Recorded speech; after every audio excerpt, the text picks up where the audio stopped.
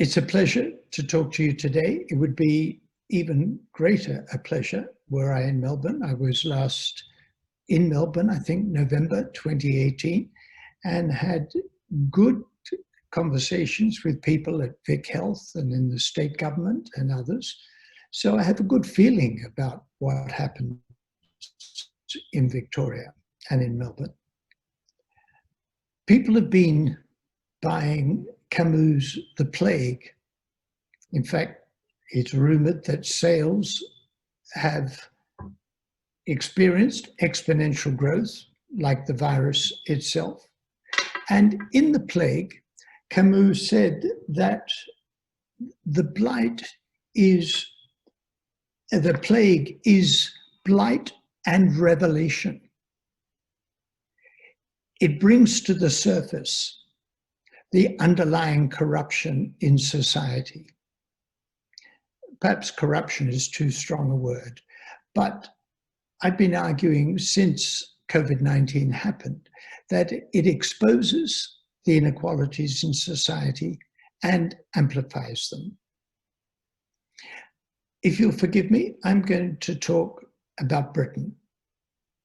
Sharon Friel and Fran Baum have done an excellent paper on inequalities in health in Australia and the effect of COVID-19. So I'll talk about the British data, but I think they have relevance for Australia. In February this year, I published the Marmot review 10 years on. February. Whew. Feels like another era, but it was just before the pandemic smashed down upon us. In 2010, I published the Marmot Review, looking at the causes of health inequalities in England and what we could do about them. And we identified 6 domains: early child development, education, employment and working conditions, having enough money to live on, healthy and sustainable places in which to live and work, and taking a social determinants approach to prevention. The 2020 review looked at what had happened in the 10 years since my original review, and it was not a good picture. Life expectancy in England, which had been improving about 1 year every 4 years for 100 years, in 2010-11 slowed down dramatically.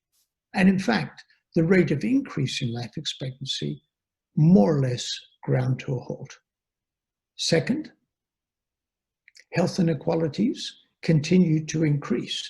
There is a social gradient by level of deprivation of area of residence that got steeper since 2010, and the regional inequalities got bigger.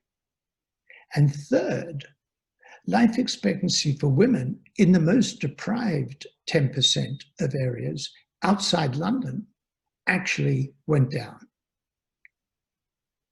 Wow, this is really not supposed to happen. We're used to health getting better all the time. And I've been arguing that health tells us something fundamental about how well a society meets people's needs. And health inequalities tells us something fundamental about inequalities in society. So if health has stopped improving and health inequalities are increasing, something's going wrong. And I commented, we lost a decade. Now, what could have caused this problem? Well, we had a new government elected in 2010, and the question is, are they responsible? Difficult question to answer because this is not a controlled experiment. But the government that came in 2010 had as its principal reason for being austerity, to cut the deficit and to cut the debt, to reduce the size of the state. And that they did. In 2010, 42% of GDP went on public expenditure. And by 2019, that 42% had gone down to 35%.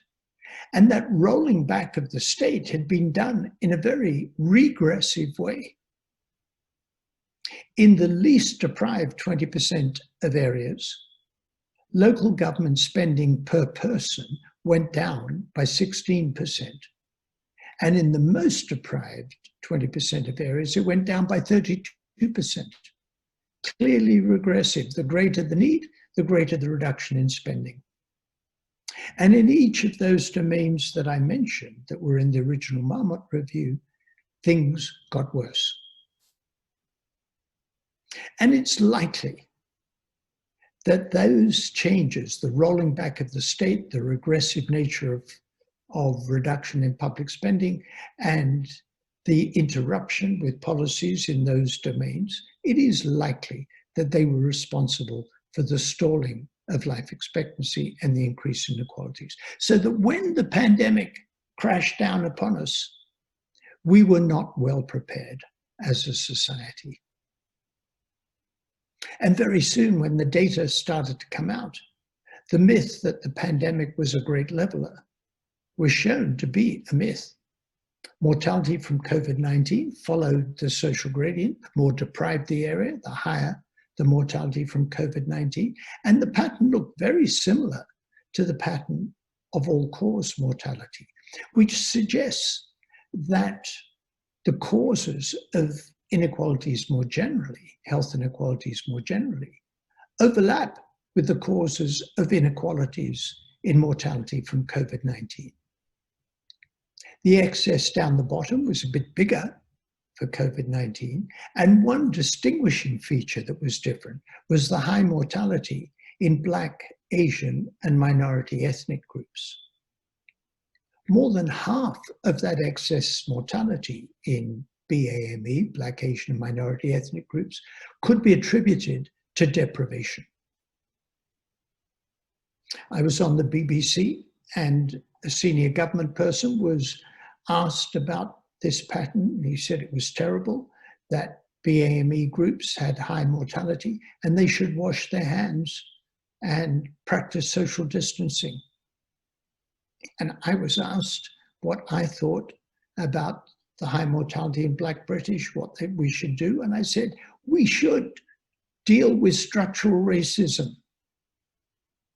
Yeah, but what should we do tomorrow? Tomorrow we should deal with structural racism. Start right now. Does that have echoes in Australia?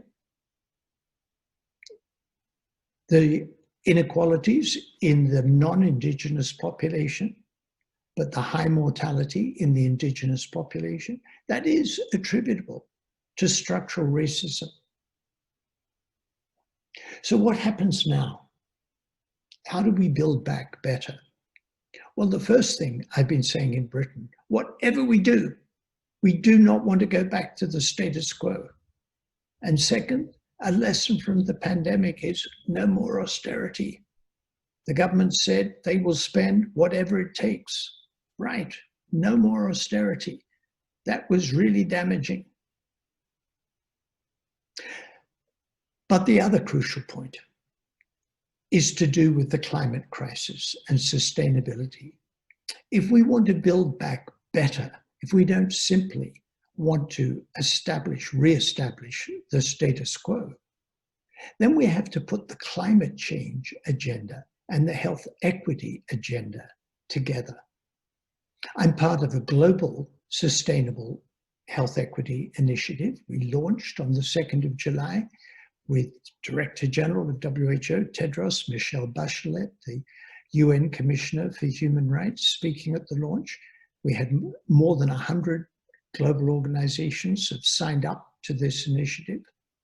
And we're pushing something similar in the UK, a sustainable health equity initiative for the future. Should we be simply seeking to get economic growth back on track? No, that's not the future. The future should come from what the New Zealand Treasury did, to put well-being at the heart of economic policy, create the conditions for people to have the capability to lead lives that they have reason to value. That's the future we should be seeking to establish.